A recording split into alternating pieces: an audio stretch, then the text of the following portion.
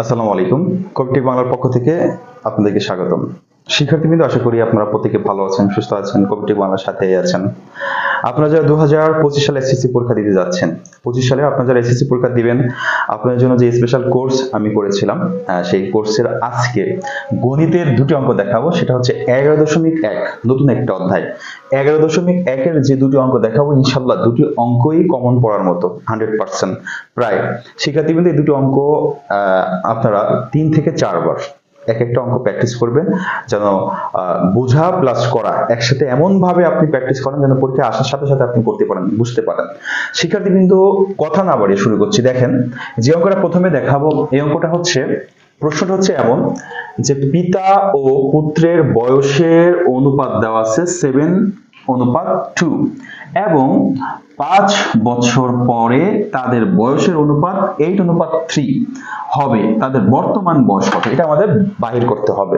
তো বর্তমান বয়স বাহির করার জন্য অঙ্কটা আমি কিভাবে করেছি, মনে করে নিয়েছি যে পিতার বর্তমান বয়স 7x বছর, যেহেতু বর্তমান বয়সের অনুপাত দেওয়া আছে 7:2, তার মানে 7 এর অংশটা পিতার, আমরা যেহেতু এটা অরিজিনাল বয়স না, ইন্ডিকেট করে না, এই জন্য আমরা ধরে নিয়েছি 7x বছর, আর 2টা হচ্ছে পুত্রের বর্তমান বয়স 2x বছর।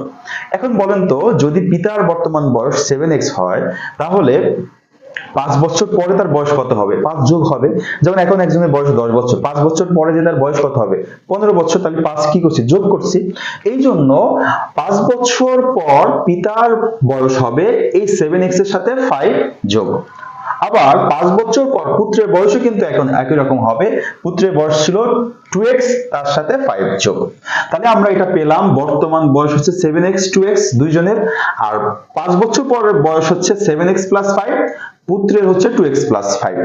এই 7x plus 5 2x plus 5 এর অনুপাত দেওয়া আছে 8:3। তার মানে আমরা লিখতে পারি এই বয়স অনুপাত এই বয়স সমান হবে কার? 8:3। এটা প্রশ্নে বলে দিচ্ছে যে 5 বছর পরে তাদের বয়স অনুপাত হবে 8:3। এই জন্য আমরা এটা অনুপাত এটা সমান 8:3 লিখেছি। এটা প্রশ্ন মতে। অনুপাত মানে ভাগ, তার মানে এটা ভাগ এটা 8/3। এখন আমরা আড়াআড়ি গুণ করব। এটা কি গুণ? আড়াআড়ি গুণ। আড়াআড়ি গুণ করলে কি হবে? এই 3x এর সাথে এতটুকু গুণ হবে, এই যে 3x এর সাথে গুণ আকারে, সমান এই 8 এর সাথে 2x plus 5 এর গুণ হবে। গুণ করেছি। এখন গুণ করার পরে দেখেন, 3 এর সাথে 7 গুণ করলে 21, মানে 3 সাথে 21x প্লাস প্লাস 5 এর সাথে 3 গুণ করলে 3 5 15 সমান 8 এর সাথে 2 গুণ করলে 8 2 16, 8 এর সাথে 5 গুণ করলে 5 8 40। আমাদের উদ্দেশ্য কি বলেন তো? উদ্দেশ্য কিন্তু x এর মানটা বের করা। কারণ x এর মানটা যদি আমরা পেয়ে যাই, 7 এর পাশে যদি গুণ করে দিই, তাহলে পিতার বর্তমান বয়স এবং পুত্রের বর্তমান বয়স কিন্তু আমরা পেয়ে যাব। তাহলে আমাদের এখানে উদ্দেশ্যটা কি? x এর মান বের করা। তার মানে এটা আমাদের সমাধান করে x এর মান বের করতে হবে। তো x এর মান বের করার জন্য দেখেন, যেহেতু x এর মান বের করব, সেটা সবসময় বাম পাশে রাখবো। এবার 21x তো এখানে আছে, আর এই 16x 16x সমান ওই পাশে আছে, বাম পাশে আসলে কি হয়ে যাবে? মাইনাস হয়ে যাবে। আর এই পাশে আছে 40, আর এখানে আছে 15, বাম পাশে, ডান পাশে গেলেও সেটা কি হয়ে যাবে? মাইনাস হয়ে যাবে। আপনাদের অনেকবার বলেছি, চিহ্ন যেমন প্লাস যদি সাইড চেঞ্জ করে মাইনাস হয়ে যায়, মাইনাস সাইড চেঞ্জ করলে প্লাস হয়ে যায়, গুণ হয় ভাগ, ভাগ হয় গুণ। এবার আসেন, 21 থেকে 16 বাদ দিলে থাকে 5x, আর 40 থেকে 15 বাদ দিলে থাকে 25। আমাদের উদ্দেশ্য কি? x এর মান বের করা।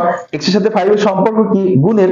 এইজন্য গুণ থাকলে ওই পাশে যাওয়া ভাগ হয়ে যাবে। তার মানে আমরা এখানে এক লাইন যদি আরো দেখাই, যে এই লাইনের পর x এর মান যদি আমরা বের করি, x এর সাথে 5 গুণ আছে, তার মানে এই পাশে এসে 25 এর সাথে হয়ে যাবে কি? ভাগ। এবার যদি 5 দিয়ে আপনি 25 কে ভাগ করেন, 5 5 কত হলো? 25। তার মানে x এর মান পেলেন আপনি কত? 5।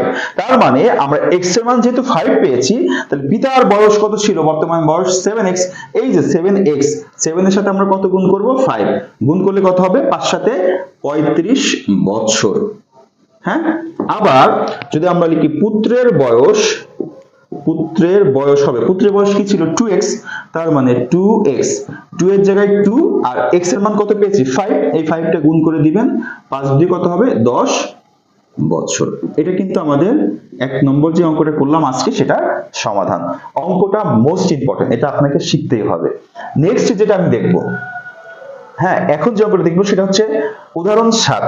আপনার 11.1 যে মূল বইটা আছে উদাহরণ 7 এর অঙ্কটা এমন আছে যে a Q plus b Q divided a minus b plus c সমান যদি হয় a into a plus b, তাহলে প্রমাণ করতে হবে যে a b c তিনটি ক্রমিক সমানুপাতি।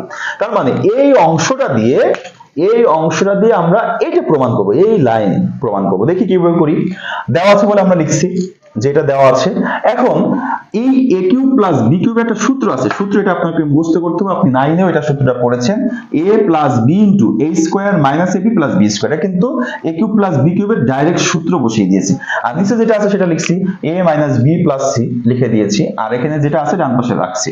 এখন আসেন, এখানে কিছু নাই মানে মনে মনে কিন্তু 1 আছে। তার মানে যদি কখনো আমরা দেখি এরকম 5 আছে, তার মানে তার নিচে কিন্তু একটা 1 থাকে, তার মানে এটা ভগ্নাংশ আকারে আছে। এখন এই ভগ্নাংশটার উপরে কি আছে a প্লাস b, আবার এখানেও দেখেন এই ভগ্নাংশের উপরে কি আছে a প্লাস b। আমরা কি করছি, এই পাশের a প্লাস b টা উঠিয়ে দিয়েছি, এই পাশের a প্লাস b টা উভয় পক্ষ থেকে উঠিয়ে দিয়েছি। তাহলে আমাদের এখানে থাকে এখানে a square minus ab plus b square, আর নিচে যেটা আছে সেটা থাকে, আর এই পাশে জাস্ট থাকবে হচ্ছে a। এর নিচে মনে মনে কি আছে 1। তাহলে এখন আমাদের কি করতে হবে, আর গুণন করতে হবে। আর গুণন করলে আমরা দেখি যে আমাদের এখানে উপরে যেটা আছে এই একের সাথে উপরটা গুণ করলে যা আছে তাই। একের সাথে আপনি পৃথিবীর যাই গুণ করবেন সেটা হবে। একের সাথে কলম গুণ করলে কলম, একের সাথে মানুষ গুণ করলে মানুষ, একের সাথে 5 গুণ করলে 5 একটি 5। আবার একের সাথে যদি আপনি এটা গুণ করেন তাহলে কিন্তু আপনার এটা বসে গেল, তাই না? এখন আপনি কি করবেন, এই a দিয়ে নিচেরটার সাথে গুণ করবেন, যেহেতু আর গুণন করতেছেন। a দিয়ে এর সাথে গুণ করলে a স্কয়ার মাইনাস a দিয়ে b এর সাথে গুণ করলে ab, এর সাথে c গুণ করলে ac। এবার আসেন, আমাদের উদ্দেশ্য থাকবে হচ্ছে b স্কয়ার সমান ac বানানো। যখন আপনি আপনার কোনো অঙ্ক আসবে ক্রমিক সমানুপাতি প্রমাণ করো, তখন একটা উদ্দেশ্য রাখতে হবে, লাস্ট লাইন আমাদের বের করতে হবে b স্কয়ার সমান ac, তার মানে অঙ্কটা প্রমাণিত হবে। এবার আসি, যেহেতু b স্কয়ার আমরা রাখবো, সেই ক্ষেত্রে আমরা সবচেয়ে ভালো এক লাইনই করতে পারি। দেখেন, সমান এই পাশে একটা a স্কয়ার আছে, বাদ দিয়ে দিলাম, সমান এই পাশে একটা মাইনাস ab, একটা মাইনাস ab বাদ দিয়ে দিলাম, তাহলে আমাদের এখানে থাকলো কি b স্কয়ার সমান ac প্রমাণ হয়ে গেল। সেই ক্ষেত্রে আমরা লিখতে পারি a ডিভাইডেড b সমান b ডিভাইডেড c। দেখেন এটা লেখা যায় কিভাবে, এর সাথে যদি আপনি এটা a, এর সাথে যদি আপনি b এর সাথে যদি b গুণ করেন b স্কয়ার, এর সাথে যদি c গুণ করেন তাহলে ac হয়ে গেল। এটা কিন্তু a, সুতরাং আমরা লিখতে পারি যে সুতরাং a, b, c তিনটি ক্রমিক সমানুপাতি।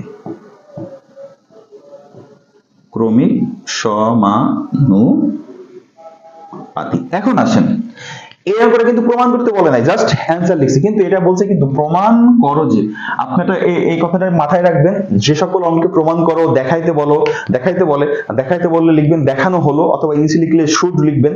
আর যে সকল অঙ্ক প্রমাণ করতে বলে সেটা যদি প্রমাণ করো হলো প্রমাণিত, অথবা লিখতে হবে প্রুভড। তো আমরা এখানে লিখে দিলাম বাংলায় প্রমাণিত। ওকে, এই অঙ্কটাও কিন্তু সমাধান হলো। এটা কিভাবে হয়েছে, ক্রমিক সমানুপাতির একটা সূত্র আছে। ক্রমিক সমানুপাতি মানে হচ্ছে a অনুপাত b সমান b অনুপাত c।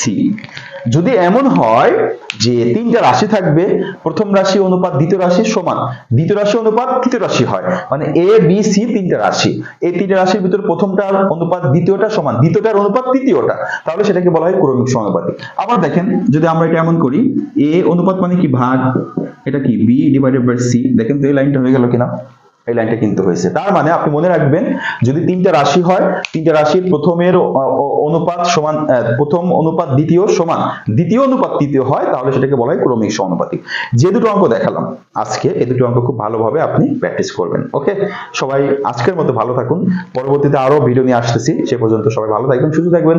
আর যারা আমার চ্যানেলের সাথে আজকে জয়েন করেছেন মাত্র, তারা অবশ্যই চ্যানেলকে সাবস্ক্রাইব করে দিবেন, বেল আইকনটি অন করে রাখবেন সকল প্রকার আপডেট সবার আগে পাওয়ার জন্য। শিক্ষার্থীবৃন্দ, আপনার আশেপাশে যেসব বন্ধু বান্ধব আছে, আপনার তাদেরকে ভিডিওটি শেয়ার করে দিতে পারেন, তারাও যেন ভিডিওটি দেখে সাজেশনটা নিয়ে পড়াশোনা করতে ভালো রেজাল্ট করুক। আপনারা একটা বিষয় জেনে খুশি হবেন যে রেজাল্ট কিন্তু এসএসসি আপনার একটা বন্ধু A+ পেয়েছে, আপনি A+ পেয়েছেন, তো আপনার বন্ধুর A+ কিন্তু আপনি নিয়ে যাবেন না, আপনারটাও কিন্তু সে নেবে না। হ্যাঁ, সেই ক্ষেত্রে আপনাদের একটা ভালো পরামর্শ হচ্ছে আপনারা মিলেমিশে পড়বেন, মিলেমিশে পড়াশোনা করে শেয়ার করে পড়বেন, অথবা সমস্যা হলে বন্ধুদেরকে দেখাবেন যে আমি এটা বুঝতেছি না, সেই ক্ষেত্রে আপনি বুঝাই দিতে পারেন। আপনার রেজাল্ট বা আপনার মেধা আর কেউ নিতে পারে না। সেক্ষেত্রে আপনার আমার ভিডিওটা আপনি শেয়ার করে দিতে পারেন। অনেকেই মনে করেন যে না, এখানে সাজেশন নিয়েছি, কোর্স নিয়েছি, এটা কাউকে দিব না, আমি দেখে ভালো রেজাল্ট করবো।